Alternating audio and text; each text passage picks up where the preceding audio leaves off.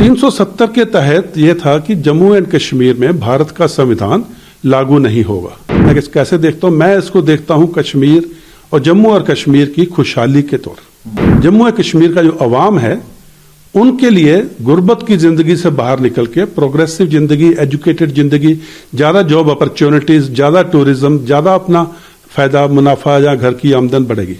ये जो धारा 370 और 35 से ये जब अपने कॉन्स्टिट्यूशन में या संविधान में इसको ऐड किया गया था या जोड़ा गया था तो they were temporary and transitional in nature.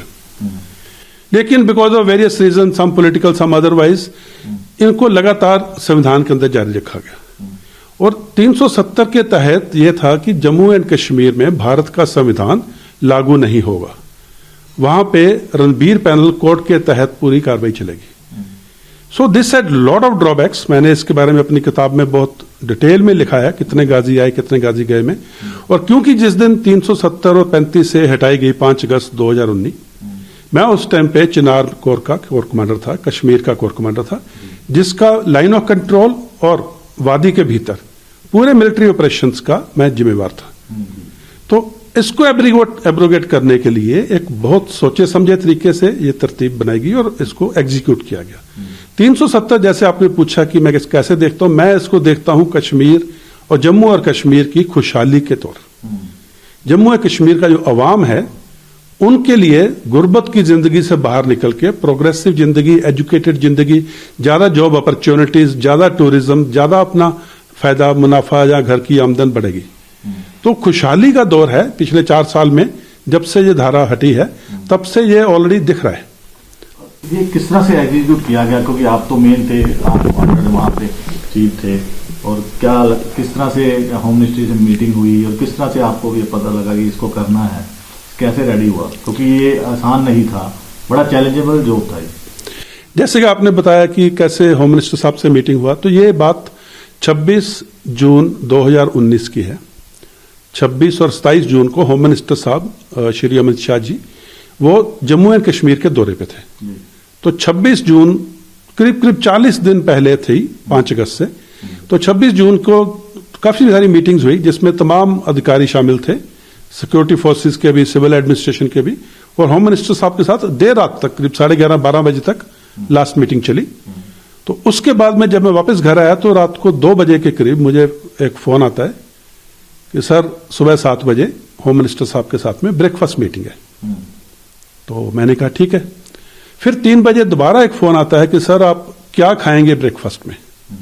तो मेरा जवाब था जो सब लोग खाएंगे वो मैं भी खाऊंगा। तो उस वक्त मुझे बताया गया कि इसमें सिर्फ आप और होम मिनिस्टर साहब ही होंगे और इसमें तीसरा आदमी कोई नहीं होगा।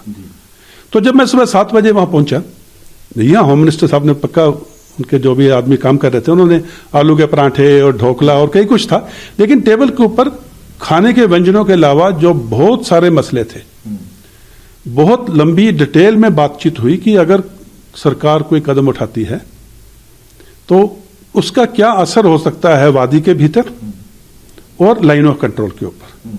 उसमें पूरी डिटेल में बात की कि पाकिस्तान के पास क्या ऑप्शन है, पाकिस्तान क्या कर सकता है, अगर वादी में मान लो कि म्यूटनी हो सकती है, जहां अपराइजिंग हो सकती है, जहां तोड़फोड़ की घटनाएं हो सकती हैं, जहां पूरा वादी बंद हो जाएगी, जैसे कुछ साल पहले एक टेररिस्ट के मरने के बाद में हुआ था।